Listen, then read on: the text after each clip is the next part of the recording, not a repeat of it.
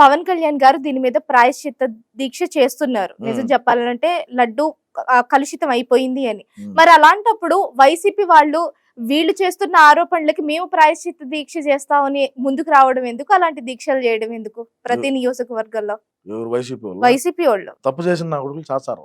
ఈయనంటే పవన్ కళ్యాణ్ గారు అంటే లడ్డు తిరుమలలో అలాంటి ఒకటి అపచారం జరిగింది. దాని మీద ప్రాయశ్చిత్తం అంటే చేసుకోవాలి ఈ కాబట్టి రోజు దీక్ష. ఈ రోజు అంశం మీరు మాట్లాడుతున్నారు. ఈ రోజు మా పార్టీ వాళ్ళు వచ్చింది అంతే కదా. ఎవరైనా పెళ్ళాలతో విన్నారా? ఆడవాళ్ళు ఎవరైనా మొగుడిని తోడుకోమయ్యారా? ఎందుకు పోలా? రారు పెళ్ళాలి బయటికి. ఓకే. ఎందుకంటే వీళ్ళు చేసిన లంగాపని తెలుసు, అందరికీ తెలుసు, అందరికీ తెలుసుమా. ప్రాయశ్చిత్త దీక్ష చేసినారు అంటే నువ్వు అర్థం చేసుకో.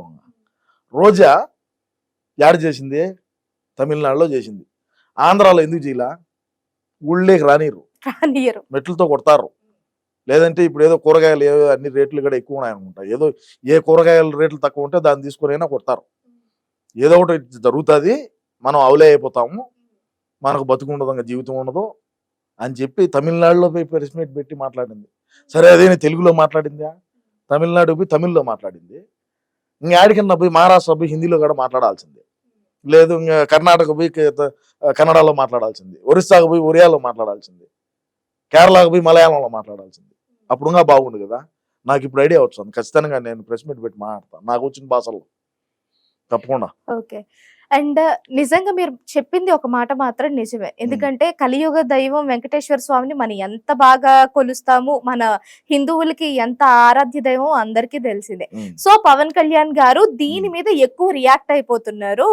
ఆయన హిందూయిజాన్ని, హిందువుల్ని అడ్డుపెట్టుకొని రాజకీయాలని చేస్తున్నారు అని ప్రకాష్ రాజ్ గారు కావచ్చు, వైసీపీ వాళ్ళు కావచ్చు, ఎందుకు ఆయన అంతా ఓవర్ రియాక్ట్ అయిపోతున్నారు అంటే దీన్ని అడ్డం పెట్టుకొని ఆయన రాజకీయం చేస్తున్నారా అని అంటున్నారు. ఓవర్ రియాక్ట్ అవుతున్నారు అంటే లడ్డు మాది శ్రీవారి లడ్డు అంటే శ్రీవారి ప్రసాదం, తీర్థ ప్రసాదాలు అంటే ఏ విధంగా ఉంటారో ఒకసారి అర్థం చేసుకో నువ్వు. మరి అంత ప్రఖ్యాత లేనిది ఎంతమంది జనం ఉంటారు మా లైన్లో? నువ్వు పోయినావు ఎప్పుడన్నా? నువ్వు తిరుమలకి వెళ్ళావా? లేదు ఇప్పటి వరకు.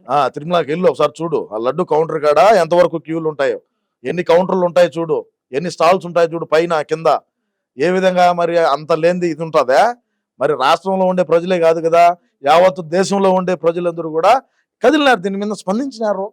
మరి ఆ విధంగా కూల్చేటువంటి కాదు నువ్వు ఈ విధంగా అక్రమాలు చేసి ఎర్రచందనం తోలుతీవి, ఇసుక తోలుతీవి, మైనింగ్ చేసి, భూ కబ్జాలు చేసివి, గంజా వ్యాపారం చేసి, మద్యంతో వ్యాపారం చేసివి, ఇన్ని చేసి ఆఖరికి దేవుడి మీద పోయి పడుతుంది. దేవుడినన్నా వదలొచ్చు కదా. మరి అందుకే మా ఆయనకుండే 3 నావాల్లో 2 ఇచ్చినాడు, ఒకటి ఆయన పెట్టుకొని. 2029లో ఒకటి మనకి ఇచ్చాడు, 3 నావాలు అడిగి సరిపోతుంది, కథం అస్సాం అయిపోతుంది.